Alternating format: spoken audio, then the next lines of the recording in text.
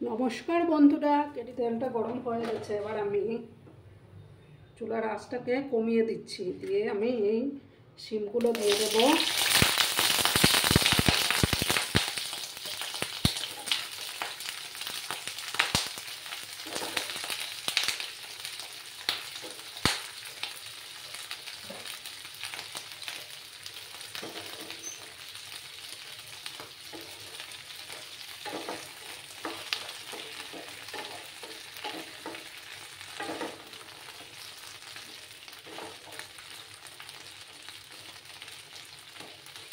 দিয়ে শিমটাকে আমি একটু হালকা করে ভেজে নেব।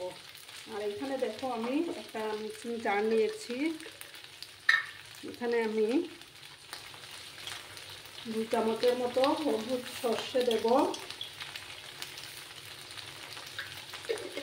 হলুদ সর্ষে দিলাম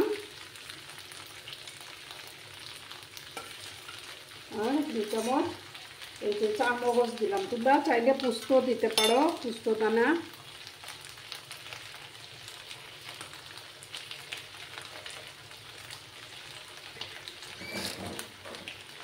আর আমি 3টা কাঁচা লঙ্কা দিয়ে দিচ্ছি। এবার এটাকে আমি গ্রাইন্ড করে নেব।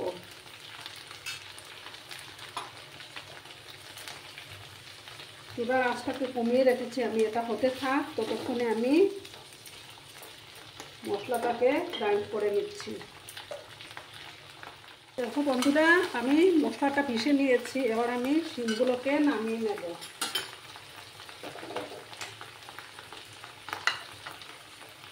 শিমগুলোকে আমি নামিয়ে নিচ্ছি। আর বেশি ফ্রাই করার দরকার নেই। দেখো বন্ধুরা, শিমগুলো নামিয়ে নিয়েছি। এবার আমি কড়াতে আর একটু তেল দেব।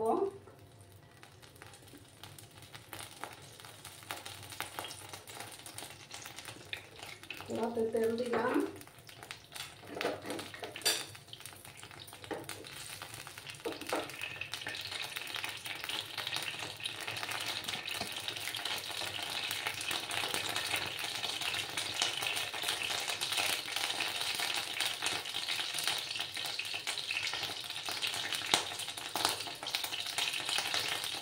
হাফ স্পুনের মতো আমি কালো জিরে দিলাম।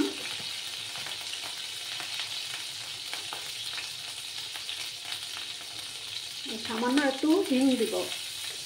হিং দিলাম।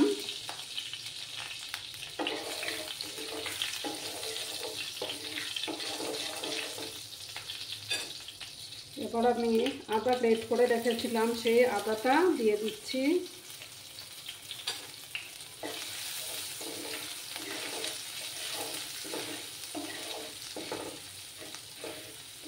একটু সময় আদার কাঁচা গন্ধটা না যাওয়া অবধি আমি একটু ফ্রাই করে নেব।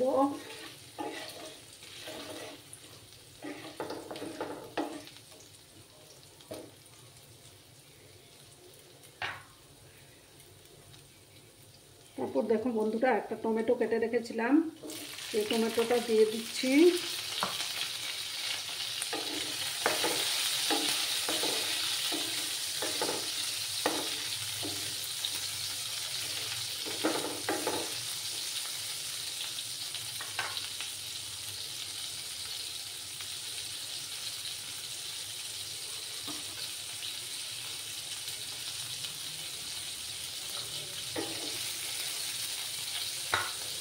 এবার আমি এই যে মশলার পেস্টটা দিয়ে দিচ্ছি।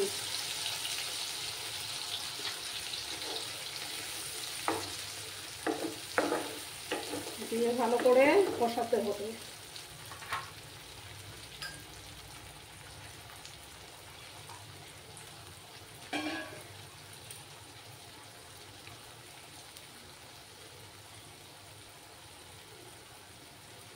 মিক্সিং জারটা ধুয়ে আমি জল দিয়ে দিচ্ছি।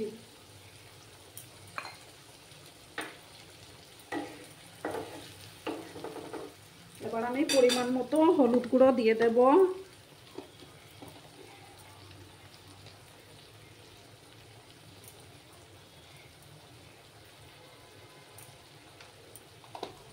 আর দেব একটু কাশ্মীরি লঙ্কার গুঁড়ো দেব। হাফ স্পুনের মতো,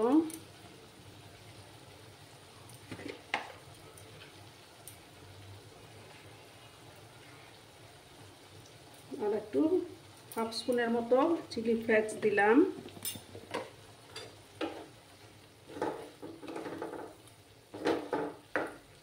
দিয়ে এবার আমি শিমগুলো দিয়ে দিচ্ছি।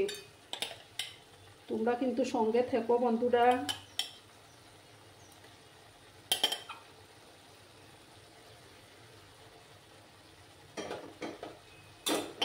দিয়ে এবার শিমের সঙ্গে মশলাটাকে ভালো করে কষিয়ে নেব।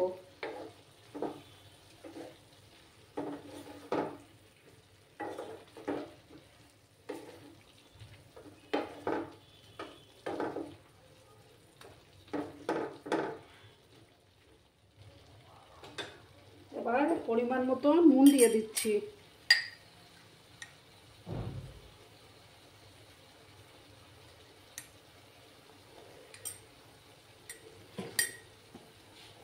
এবার দেবো, যেহেতু এটা নিরামিষ রান্না তার জন্য সামান্য একটু চিনি দেব।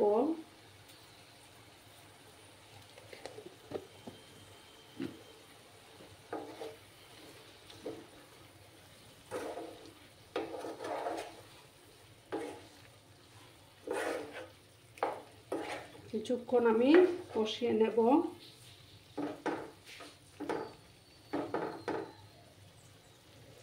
কিছুক্ষণ চুলার আঁচটা কিন্তু আমার কমানোই আছে, একটু সময় আমি কষিয়ে নেব। দেখো বন্ধুরা, এবার আমি সামান্য, আমারটা কষে গেছে, সামান্য একটু জল দিয়ে আমি ঢেকে রাখবো এটাকে।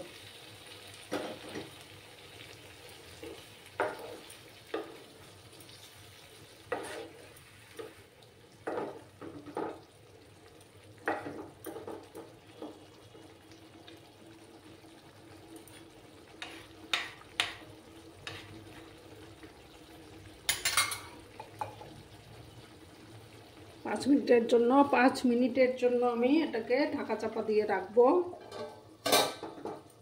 চুলার আঁচটা কমিয়ে দিয়েছি। 5 মিনিট পরে আমি ফিরে আসছি। বন্ধুরা, 5 মিনিট পরে আমি ফিরে আসলাম। এবার আমি এটার মধ্যে ধনেপাতা কুচি ছড়িয়ে দেব। যেহেতু এখন শীতের সিজন, ধনেপাতাটা দিলে খেতে ভালোই লাগে।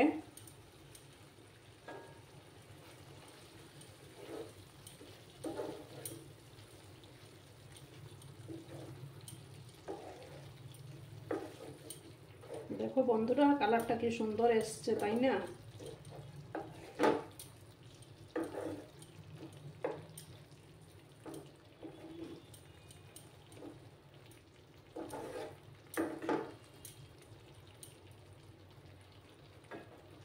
এবার আমি গ্যাসটা বন্ধ করে দিচ্ছি, তারপর সার্ভ করে তোমাদেরকে দেখাচ্ছি। দেখো বন্ধুরা, আমি সার্ভ করে দিয়েছি। কেমন হয়েছে অবশ্যই কমেন্ট করে বলো, কিন্তু তোমাদের কমেন্টের অপেক্ষায় আমি সর্বক্ষণ থাকি।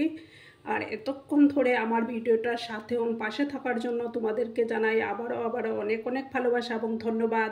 তোমরা সবাই খুব ভালো থেকো, সুস্থ থেকো, আনন্দে থেকো। ধন্যবাদ।